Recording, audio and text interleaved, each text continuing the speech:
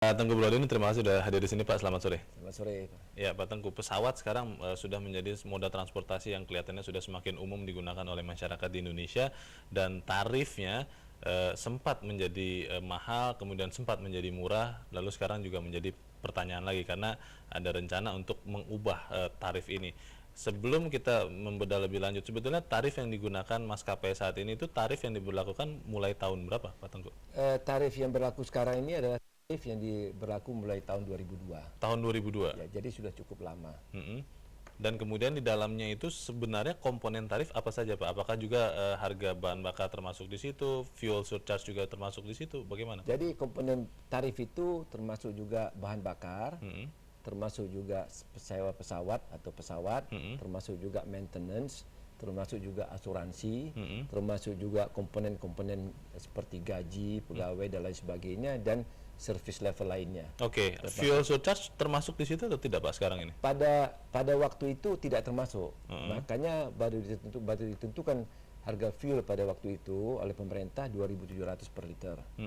Ya, sekarang ini harga fuel itu berfluktuasi, sempat menjadi sampai 10.000, bahkan 11.000. Sekarang ini sudah turun menjadi 6.000. Dalam hal ini after mungkin ya Pak Tengku ya? Ya, Oke. after.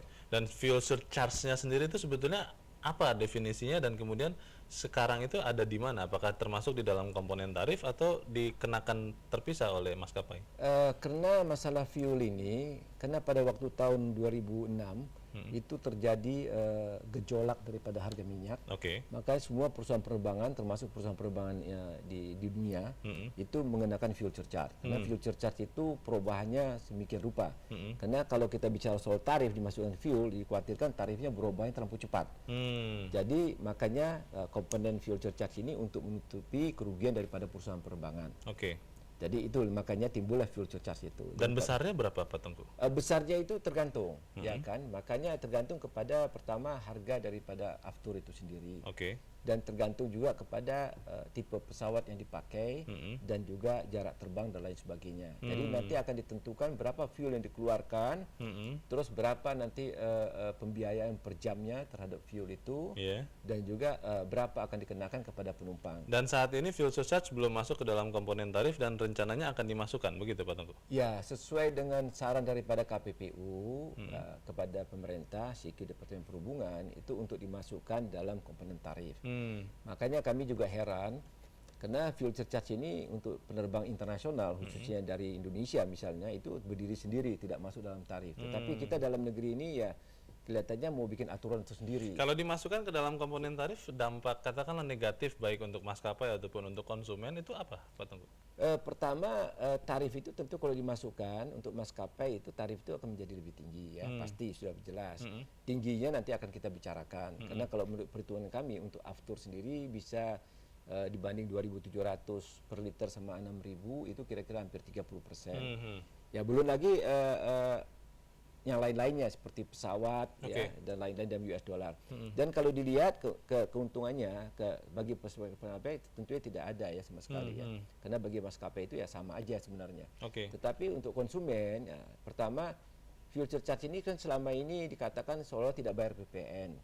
Padahal itu dibayar oleh perusahaan penerbangan. Jadi dalam fuel surcharge itu sudah termasuk komponen PPN yang akan dibayar oleh perusahaan penerbangan. Kalau itu di luar komponen tarif? Ya, kalau di dalam? Kalau dalam komponen tarif nanti itu akan dibayar oleh konsumen. Ada kolom PPN yang akan dikenakan nanti pada waktunya. Itu satu. Kedua, tentunya sekarang fuel surcharge itu tidak ada commission agent. Tetapi nanti kalau sudah masuk dalam tarif, itu tentunya nanti ada agent commissionnya didasarkan kepada tarif itu. Jadi berarti biaya yang dibebankan kepada konsumen akan lebih tinggi sedikit. Terus yang ketiga, apabila terjadi suatu refund, pada umumnya perusahaan penerbangan kalau refund itu yang dikenakan hanya di tarif saja. Tarifnya, Di fuel surcharge-nya dikembalikan penuh. Tetapi nanti kalau sudah masuk ke dalam, itu nanti akan dihitung daripada tarif itu karena sudah masuk di komponen tarif.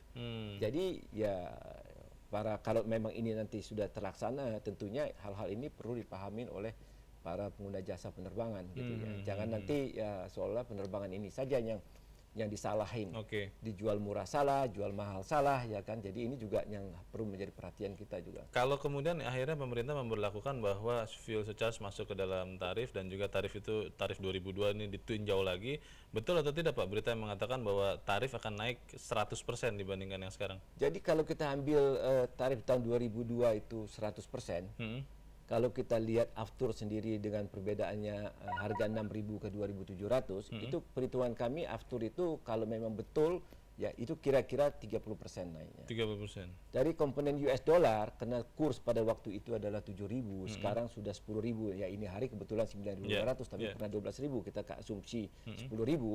Itu kenaikannya itu dalam US dollar terhadap komponen yang US dollar seperti biaya pesawat, maintenance dan insurance itu sekitar 21% perhitungan kami. Terus komponen-komponen indeks biaya hidup kita tahulah dari tahun 2002 itu UMP sampai sekarang itu naiknya luar biasa. Itu totalnya semua kira-kira 17%. Jadi perhitungan kami minimal itu ya kira-kira bukan minimal, kira-kira itu kenaikannya itu ya antara 70% sampai 80%. Harusnya sedemikian rupa. Tapi nanti akan kami bicarakan lebih detail lagi karena ini kira-kira lebih kurang seperti itu. Baik, semoga ini semua dibicarakan dan untuk kebaikan semua pihak ya Pak Tengku ya. Terima kasih untuk informasi Anda Pak. Selamat sore. Selamat sore. Dan pemirsa demikianlah perbincangan bersama Tengku Burhanuddin, Sekjen Inaka mengenai penentuan tarif pesawat. Semoga perbincangan berguna untuk Anda. Terima kasih, sampai jumpa.